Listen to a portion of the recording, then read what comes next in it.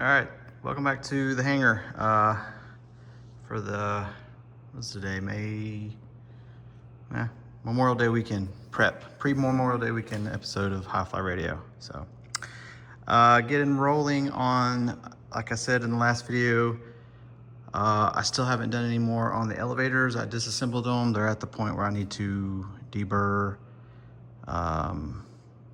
prep for priming, and then dimple and reassemble for final riveting. So it's been raining, so I really hadn't felt like doing any kind of painting. So I kind of moved on. So the next step is actually assembling the actual tail cone itself. And you start at the back and you go forward. So the very first thing you do, which is I kind of covered this in the last video, is this kind of bulkhead, this rear bulkhead. And had to make this block, cut this down.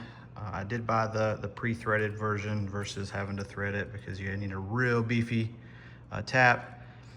So I figured it would be cheaper just to buy this. It wasn't that expensive. So I got that assembled, final drilled, cut, nothing crazy, finished the edges.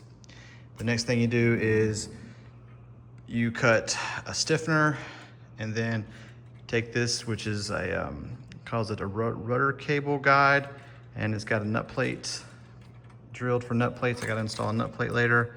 And then you got these like big holes here where I'm guessing where the rotor cables come through. And then after you manufacture those, you manufacture these. Well, you don't manufacture them, you have to straighten them. These are the horizontal stabilizers. So the big wing, the little wing mounts, the rear portion of that mounts to these. And these are real thick, beefy aluminum, and they're punched, so they're kind of bent. And so you have to put them in a vise and preload, push on it, and then take a rubber mallet and whack it, which is crazy, but it works. You have to get a gap down to like a 1/16 of an inch. I got them pretty much perfectly straight. And then I put them on the grinder wheel and the sander and gave them a nice finish because they're very rough cut being punched. And then you put it on, match drill it to the bulkhead. Same for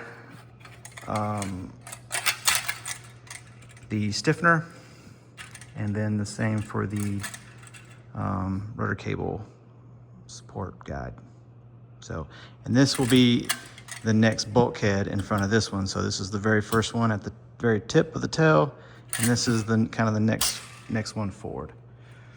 And then the back of your horizontal stabilizer, which just to kind of give you an idea. So this is the horizontal stabilizer here, and you got the front mounts, and then these mount right here.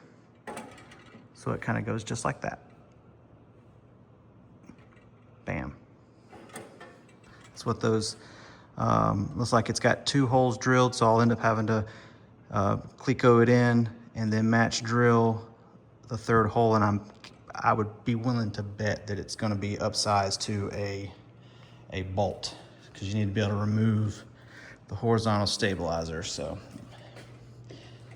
but that is it for the evening. Just wanted to do a little update on that. Tomorrow's Friday, last day of the work week, and then it's Memorial Day weekend. Don't have any plans, so after the family leaves, it's here Saturday. It'll give me Sunday and Monday to kind of work. So I should get the bulk of this big guy assembled, and then I might pause and get back to the elevators, because I should have the new C-frame from Clemson Aeronautics out of South Carolina that is going to allow me to dimple and rivet. Well, this one dimples, you can't rivet with it, but the one I'm getting, he's sending me, will allow me to rivet all the elevators and most of the riveting for the strength, frame stiffeners, which are kind of like a longer version of these, and some other things. So it's less I have to do with the bucking gun, or the rivet gun in a bucking bar.